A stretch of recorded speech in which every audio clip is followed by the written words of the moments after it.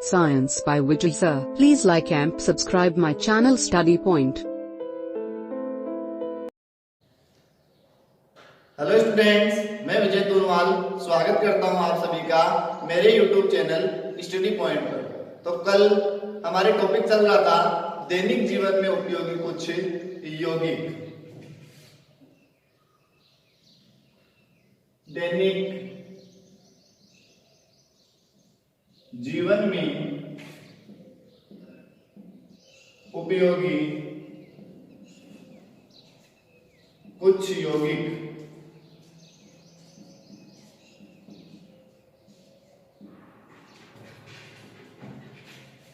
इसके दो भाग कल हम देख चुके थे, एक तो NaCl सोडियम क्लोराइड यानी नमक और दूसरा NaOH सोडियम हाइड्रोक्साइड यानी कास्टिक सोडा। आज इसका तीसरा पॉइंट लेके चलते हैं और हमारा तीसरा पॉइंट है आज का विरंजक चूर्ण। विरंजक चूर्ण सबसे पहले पढ़ेंगे विरंजक चूर्ण बनाया कैसे जाता है यानी बनाने की विधि। तो विरंजक चूर्ण का सूत्र होता है हमारे CaOCl2। इसका नाम है, रासायनिक नाम है कैल्शियम ऑक्सी क्लोराइड।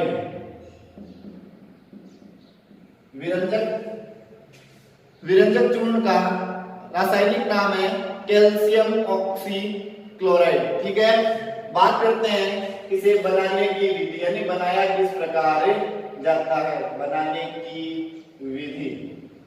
तो विरंजक चूर्ण बनाने की विधि क्या है, आइए देखते हैं। पहले मैं लिख रहा हूं, बाद में समझेंगे इसको समीकरण के द्वारा। तो बनाने की विधि में है शुष्क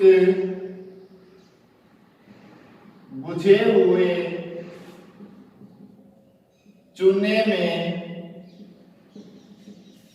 क्लोरीन गैस प्रवाहित करने पर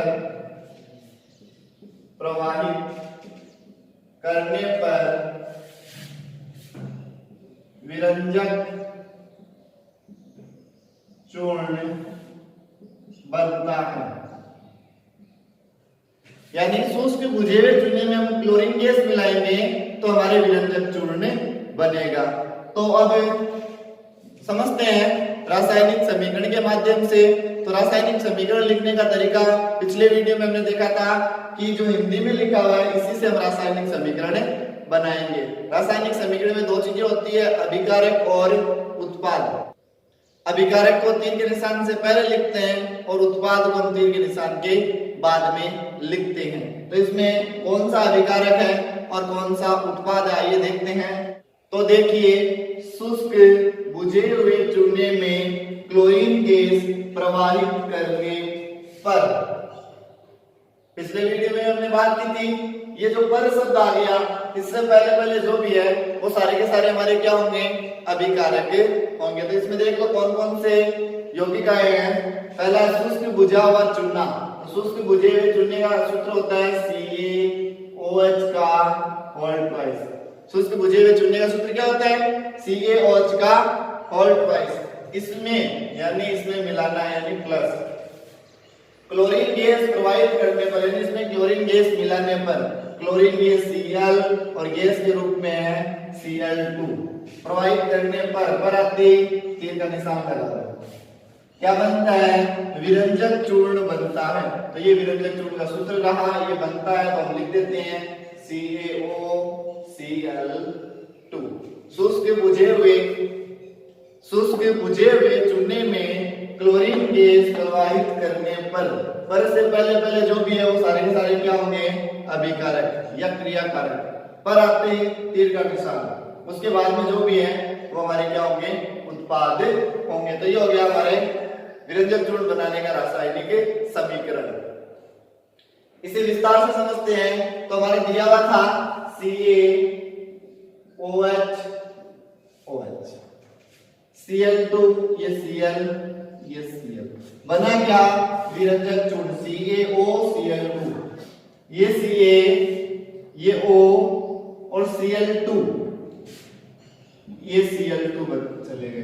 बचा क्या H2O। तो ये हमारे यहाँ पे और क्या बन जाएगा H2O। तो ये हमारे पूरा हो गया विरंजक चूर्ण बनाने का समीकरण। ये हो गया हमारे विरंजक चूर्ण, विरंजक चूर्ण। तो ये था हमारे विरंजक चूर्ण बनाने की विधि। हमें क्या करना है, हिंदी वाली लाइन जो है वो याद रखनी है, उससे समीकरण हमारा अपने आप बन जाएगा। याद रखना है, पर से पहले अभिकारक, पर तीर का निशान लगाओ, उसके बाद में जो लिखा है वो क्या होंगे, उत्पाद होंगे, और हमारा समीकरण सही हो जाएगा। क्या करना है, समीकरण को संतुलित करके देख लेना लास्ट में। ठीक है, आगे चलते हैं। इसके आगे देखते हैं हम विरंजक चूर्ण के गुण। विरंजक चूर्ण के गुण। इसमें पहला गुण होता है यह पीला तीक्ष्ण गंध वाला पदार्थ है।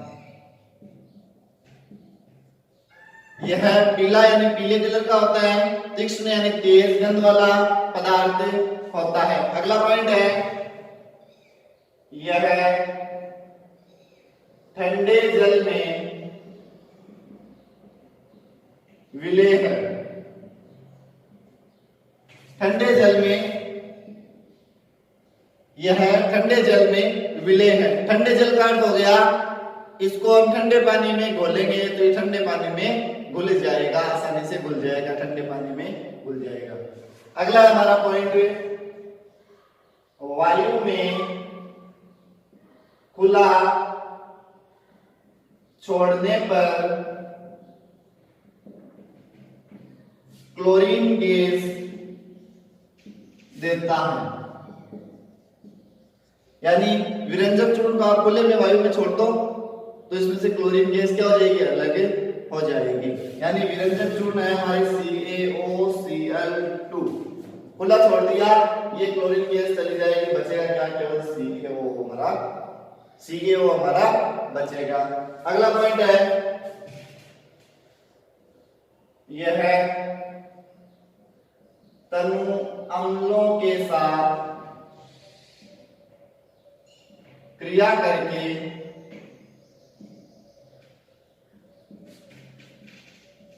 क्लोरीन गैस देता है। यानी आप विरंजक चूर्ण की क्रिया तनु अम्लों के साथ करवाएंगे तो भी विरंजक चूर्ण में से क्या निकल जाएगी, क्लोरीन गैस निकल जाएगी। समझते हैं कि उदाहरण से, तो उदाहरण है हमारा CaOCl2 प्लस H2SO4। विरंजक चूर्ण क्रिया हुई अम्ल से, क्या निकलेगी, क्लोरीन गैस निकल जाएगी। बचा क्या, देखो क्लोरीन गैस निकल गई, तो CaO और H2SO4, तो इसको दो अलग अलग भागों में होगा। एक तो बनेगा हमारे CaSO4, एक बनेगा हमारे CaSO4। इसके अलावा एक पदार्थ और बनेगा, क्लोरीन गैस निकल चुकी है, बचा क्या H2O, एक हमारे H2O यहाँ पे और बनेगा। तो यहाँ पे विरंजक चूर्ण की क्रिया अम्ल के साथ हुई, क्लोरीन गैस निकली। ध्यान रखना, जल भी बनेगा। तो ये था विरंजक चूर्ण की क्रिया तनु अम्लों के साथ करवाने पर क्लोरीन गैस बनती है। ठीक है, आगे हमारे है विरंजक चूर्ण के उपयोग। तो आइए देखते हैं विरंजक चूर्ण के क्या क्या उपयोग है। विरंजक चूर्ण के उपयोग। तो विरंजक चूर्ण के क्या क्या उपयोग है, इसका पहला उपयोग है वस्त्र उद्योग में विरंजक के रूप में, विरंजक के रूप में। दूसरा इसका है कागज उद्योग में विरंजक के रूप में। कहने का अर्थ हुआ तो होता यूं है, चाहे कागज उद्योग हो चाहे वस्त्र उद्योग हो, कभी कभार कागज या वस्त्र पर लगाना हमें अलग कलर होता है और गलती से उस पर दूसरा कलर लग जाता है, तो वो कलर वापस हटाने के लिए यहाँ पे हमारे CaOCl2 यानी विरंजक चूर्ण का उपयोग किया जाता है। यहाँ पे विरंजक का अर्थ होता है हटाना। किसको हटाएंगे? कलर को, जो हमारे द्वारा गलती से लग गया है। अगला उपयोग है पेयजल को शुद्ध करने में। पेयजल को शुद्ध करने में विरंजक चूर्ण का उपयोग किया जाता है। पीने का पानी होता है, उसको शुद्ध करने में विरंजक चूर्ण का उपयोग किया जाता है। अगला है रोगाणुनाशक के रूप में भी, रोगाणुनाशक के रूप में भी विरंजक चूर्ण का उपयोग, विरंजक चूर्ण का उपयोग किया जाता है। रोगाणुनाशक के रूप में भी यानी रोगाणुओं को नष्ट करने के लिए भी विरंजक चूर्ण का उपयोग किया जाता है। तो ये थे हमारे विरंजक चूर्ण के उपयोग। उपयोग में एक हमारा जो सभी में होता है वो है अंतिम हमारा प्रयोगशाला में, विभिन्न प्रयोगों में, विभिन्न प्रयोगों में। कोई भी केमिकल हो प्रयोगशाला में, लैब में तो उसका काम होता है, हम लिख सकते हैं प्रयोगशाला में विभिन्न प्रयोगों में उपयोग में किया जाता है या फिर उपयोग में लिया जाता है। ये थे हमारे विरंजक चूर्ण के उपयोग। तो इस टॉपिक में हमने पढ़ा विरंजक चूर्ण बनाने की विधि, विरंजक चूर्ण के गुण और विरंजक चूर्ण के उपयोग। आइए देखते हैं इसका अगला पॉइंट, और अगला पॉइंट है हमारा बेकिंग सोडा। बेकिंग सोडा, इसका सूत्र होता है NaHCO3। इसे खाने का सोडा भी कहा जाता है, खाने का सोडा। बेकिंग सोडा को खाने का सोडा भी कहा जाता है और इसका रासायनिक नाम है सोडियम हाइड्रोजन कार्बोनेट। रासायनिक नाम है बेकिंग सोडे का सोडियम हाइड्रोजन कार्बोनेट। आइए बात करते हैं इसे बनाने की विधि के बारे में। तो बनाने की विधि, तो बनाने की विधि क्या है आइए देखते हैं। NaCl के जलीय विलयन में कार्बन डाइऑक्साइड व अमोनिया यानी NH3 मिलाने पर बेकिंग सोडा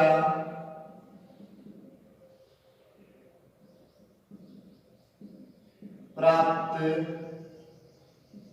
होता है। NaCl के जलीय विलयन में कार्बन डाइऑक्साइड व अमोनिया यानी NH3 मिलाने पर हमें क्या प्राप्त होता है? बेकिंग सोडा प्राप्त होता है। बात करते हैं इसके रासायनिक समीकरण की। तो देखिए रासायनिक समीकरण में कौन सा अभिकारक है और कौन सा उत्पाद है, पहले वो समझते हैं।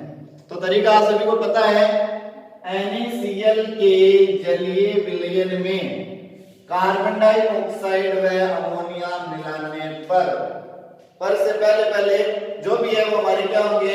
अभिकारक होंगे। तो लिख देते हैं पहले अभिकारकों को। NaCl, ये NaCl, इसके जलीय विलयन यानी इसको जल में मिलाया, जलीय विलयन में कार्बन डाइऑक्साइड, ये कार्बन डाइऑक्साइड व अमोनिया यानी NH3 मिलाने पर आते तीर का निशान। अब बाकी का जो है वो उत्पाद क्या प्राप्त होता है? बेकिंग सोडा प्राप्त होता है। तो बेकिंग सोडा का सूत्र हमें पता है NaHCO3। बेकिंग सोडा प्राप्त होता है। अब देख लेते हैं इसके अलावा और भी कोई चीज बची हो तो हम उत्पाद के रूप में लिख देंगे। ये रफ कार्य है हमारा NaCl H2O, ये H2O, CO2, ये CO2, NH3, ये N, ये H3 बन गया चुका हमारा NaHCO3 बन चुका है। तो ये Na जो बन गया उसे हटा देते हैं, H, ये H, CO3, CO3, O3 है, 1 2 3 बचा क्या हमारा, देखो एक तो N, ये N, H, देखो 1 2 3 4, तो 4 H है तो NH4, और क्या बच गया Cl, तो ये हो जाएगा Cl। तो यह हो गया हमारा समीकरण संतुलित। जितनी भी चीजें थी हमने सभी को लिख दिया। NaCl plus H2O plus CO2 plus NH3 बराबर तीर का निशान क्या बनेगा, ये हो गया बेकिंग सोडा, और ये हो गया हमारा अमोनियम क्लोराइड, अमोनियम क्लोराइड। तो ये हमारा बेकिंग सोडा और अमोनियम क्लोराइड बन गया, और समीकरण में हमारा क्या है, संतुलित है। तो इस प्रकार हमने बनाया बेकिंग सोडा। एक तरीका और है बेकिंग सोडा बनाने का, आइए वो तरीका भी देखते हैं। तो हमारा दूसरा तरीका है सोडियम कार्बोनेट के जलीय विलयन में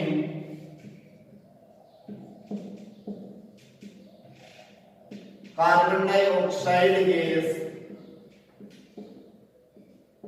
प्रवाहित करने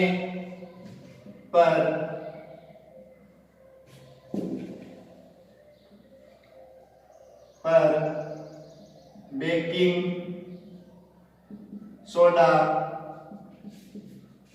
प्राप्त होता है। सोडियम कार्बोनेट के जलीय विलयन में कार्बन डाइऑक्साइड गैस प्रवाहित करने पर बेकिंग सोडा प्राप्त होता है। तो समझते हैं कौन सा हमारा अभिकारक है, कौन सा उत्पाद। सोडियम कार्बोनेट के जलीय विलयन में कार्बन डाइऑक्साइड गैस प्रवाहित करने पर, ये पर शब्द आ गया, यानी पर से पहले क्या है हमारे अभिकारक। तो लिख देते हैं अभिकारकों को, सोडियम कार्बोनेट, ये सोडियम कार्बोनेट Na2CO3 इसका सूत्र होता है कि जलीय विलयन में यानी जल में H2O, कार्बन डाइऑक्साइड गैस यानी CO2 मिलाने पर क्या बनता है, बेकिंग सोडा यानी NaHCO3 बनता है। आइए बात करते हैं, ये तो हमने समीकरण के अनुसार हमने पूरा लिख दिया। आगे बात करते हैं इसके अलावा भी कुछ बचता है क्या, तो Na2, ये Na2, CO3 है 1 2 3 CO3, H2O, ये H2O, CO2, ये CO2 पूरा लिख दिया। बन गया चुका हमारा NaHCO3 बन चुका है। तो NaHCO3 यहां से हटा देते हैं, ये Na, ये H, ये CO3, 1 2 3, ये 3 O हटा दिए। आगे देखते हैं क्या बच गया, तो NaHCO कितने 1 2 3, ये हमारे और बच गया NaH, ये H, C है, ये C, और क्या बच गए O बच गए 1 2 3, तो O3, यानी NaHCO3 का एक अणु और हो गया। तो हमें पता है एक अणु ये रहा NaHCO3 का, एक अणु ये रहा NaHCO3 का, दोनों मिलाकर कितने अणु हो जाएंगे, 2 अणु यहाँ पे हो जाएंगे। तो ये हो गया हमारा एक और समीकरण बेकिंग सोडा बनाने का। ठीक है, आइए आगे देखते हैं बेकिंग सोडा के गुण। गुण देखने से पहले मैं आपको एक बात बता दूं कि ये जो बेकिंग सोडा होता है खाने का सोडा होता है, हमारे हम कचौरी बनाते हैं या फिर कोई पकोड़े बनाते हैं, केक बनाते हैं, तो उसमें जो हम सोडा डालते हैं जिसे मीठा सोडा करते हैं, वो यही सोडा है बेकिंग सोडा। इसको मिलाने पर क्या होता है कि ये जैसे हम खाद्य पदार्थों में मिलाएंगे तो ये वो गर्म होगा, गर्म होने पर उसमें से वापस कौन सी गैस, कार्बन डाइऑक्साइड गैस बुलबुलों के रूप में बाहर निकलेगी, और कार्बन डाइऑक्साइड गैस उसमें से बुलबुलों के रूप में बाहर निकलेगी तो खाद्य पदार्थ कचौरी या पकोड़े या फिर केक होते हैं वो फूलकर क्या हो जाते हैं, हल्के हो जाते हैं। कारण क्या है, उन बेकिंग सोडा में से कार्बन डाइऑक्साइड गैस बुलबुलों में से रूप में बाहर निकल जाती है और केक जैसे पदार्थों को बुलाकर वो क्या कर देती है, उनको हल्का कर देती है। तो एक हमारा ये भी इसके साथ में टॉपिक का छोटा सा। आगे देखते हैं हम बेकिंग सोडा के गुण। बेकिंग सोडा के गुण, अब इसके गुण क्या क्या है तो देखते हैं। पहला गुण है यह श्वेत क्रिस्टलीय पदार्थ। पहला गुण है यह श्वेत क्रिस्टलीय पदार्थ, यानी सफेद कलर का होता है। क्रिस्टलीय पदार्थ छोटे छोटे टुकड़ों के रूप में होता है। अगला गुण है इसका, यह जल में अल्प विलय है।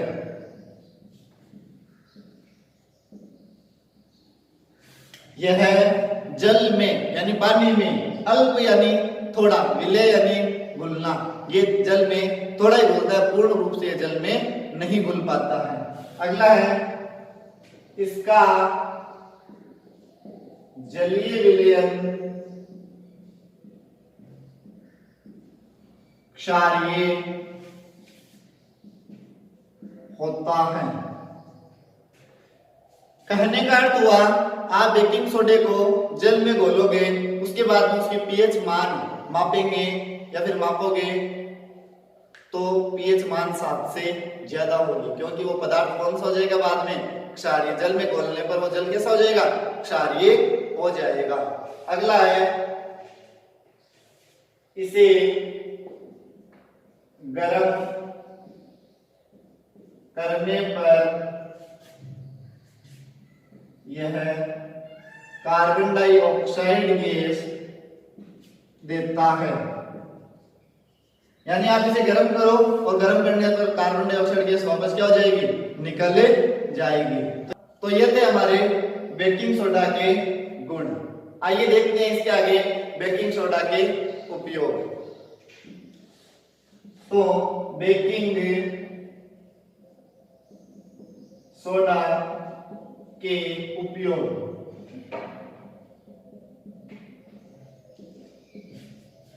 इसका पहला उपयोग है खाद्य पदार्थों में बेकिंग पाउडर के रूप में। खाद्य पदार्थों में बेकिंग पाउडर के रूप में, यानी खाद्य पदार्थ बनाते हैं, जैसे भी मैंने पहले बताया था, केक, कचौरी या फिर मिर्ची बड़े, पकौड़े हम बनाते हैं, उसमें बेकिंग सोडा हम डालते हैं, खाद्य पदार्थ के रूप में इसका उपयोग किया जाता है। अगला इसका उपयोग है सोडा वाटर या सोडा युक्त शीतल पेय बनाने में। यानी सोडा वाटर होता है, सोडे का जो पानी होता है, या फिर सोडा युक्त शीतल पेय, हमारी जो कोल्ड ड्रिंक्स वगैरह आती है वो बनाने में बेकिंग सोडे का उपयोग किया जाता है। अगला हमारा है पेट की अम्लता दूर करने में। पेट की अम्लता दूर करने में बेकिंग सोडे का उपयोग किया जाता है। और पेट की अम्लता क्या होती है वो हम पिछले वीडियो में भी देख सकते हैं।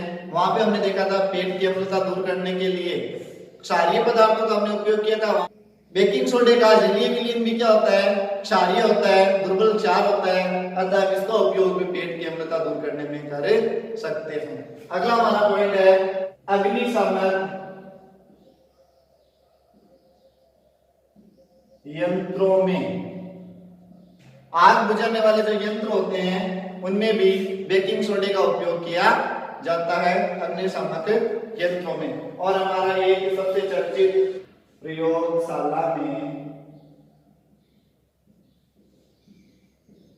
विभिन्न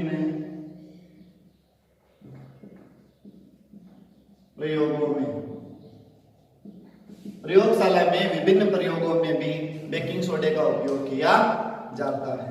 तो स्टूडेंट्स, इसी के साथ आज का वीडियो हम यहीं पे समाप्त करते हैं। इसके बचे हुए 2 टॉपिक हम अगले वीडियो में देखेंगे। उम्मीद करता हूँ आपको वीडियो पसंद आया होगा। यदि आपको हमारा वीडियो पसंद आया हो तो वीडियो को लाइक जरूर करें। यदि आप हमारे चैनल पर नए हो तो हमारे चैनल को सब्सक्राइब करें तथा बेल आइकन बटन जरूर दबाएं ताकि हमारे द्वारा बनाए गए वीडियो सबसे पहले आपके मोबाइल तक पहुंच सके। और हाँ, इस वीडियो को अधिक से अधिक अपने दोस्तों के साथ भी शेयर करें। तो मिलते हैं अगले वीडियो में इसी के अगले भागों के साथ। तब तक जय हिंद, जय भारत।